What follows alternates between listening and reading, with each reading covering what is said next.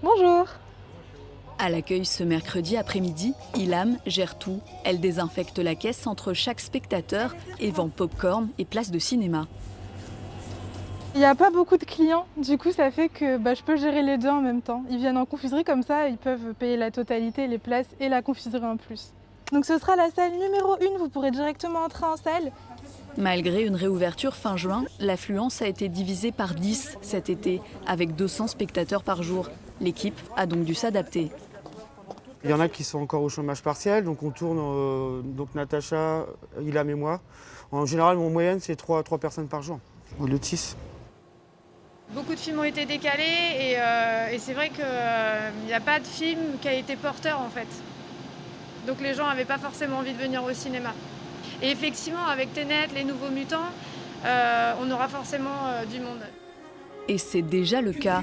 Les salles obscures ont accueilli 1300 personnes par jour les derniers week-ends et se rapprochent de la moyenne des 2000 spectateurs. Des salles où les règles sanitaires sont sans cesse répétées. Bonjour. Bonjour. Merci. Alors, 1, 2, 3. Salle numéro 9, deuxième sous-sol, par les escaliers. Donc le port du masque est obligatoire pendant toute la séance, sauf pour manger du popcorn. Très bien, merci. Quand vous serez en salle, il faudra bien penser à garder le masque, il est obligatoire dans la salle. Et il faudra laisser un siège d'écart entre vous et les autres clients. Optimiste pour cette rentrée, l'équipe doit maintenant s'atteler à la programmation des films jusqu'en mai 2021, sous les regards de Louis de Funès, Catherine Deneuve et tant d'autres acteurs de cinéma. Les acteurs de théâtre, eux, n'ont pas rejoué sur les planches depuis mars. Tu mélanges toutes les règles. Justement. Non, non ci credo. Ils ont nommé Paul Léon directeur de notre opéra. Ce faucheton de Ponleone, il ne sait même pas faire la différence entre les vents qui s'échappent de son cul et un contrute. Sauro et Mauro sont deux frères italiens. L'un était danseur, l'autre chanteur lyrique au théâtre de Naples. Ils vivent reclus à Paris, dans une petite chambre de bonne. C'est important que ce sont des personnages napolitains, italiens, avec tout ce que ça représente d'excès, voilà, de gestes, voilà. Donc ça, voilà le personnage. Et puis, il a cette particularité qu'il est handicapé. Alors ça, je ne peux pas vous dire pourquoi, parce que c'est pendant la pièce qu'on va apprendre ce secret de famille. Donne-moi ma lettre. Salaud. Donne-la-moi. On les suit leurs 3 derniers jours.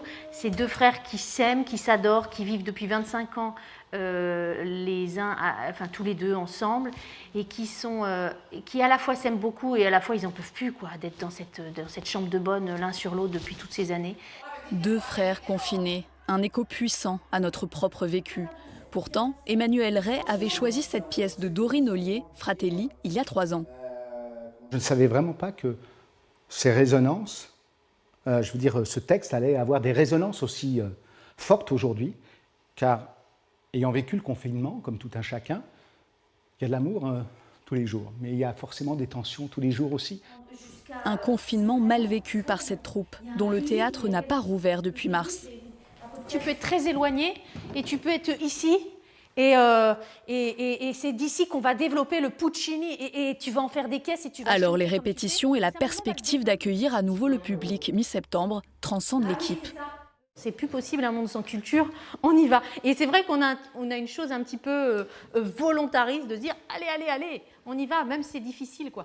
Évidemment, la jauge sera réduite parce qu'il faut des distances entre les gens. Même si on met quelques distances, nous on va jouer sans masque, forcément, parce que malgré tout, le spectacle vivant, c'est de voir les expressions, c'est de voir un corps bouger, c'est de voir se sentir quand même. Et je crois que c'est ça la vie.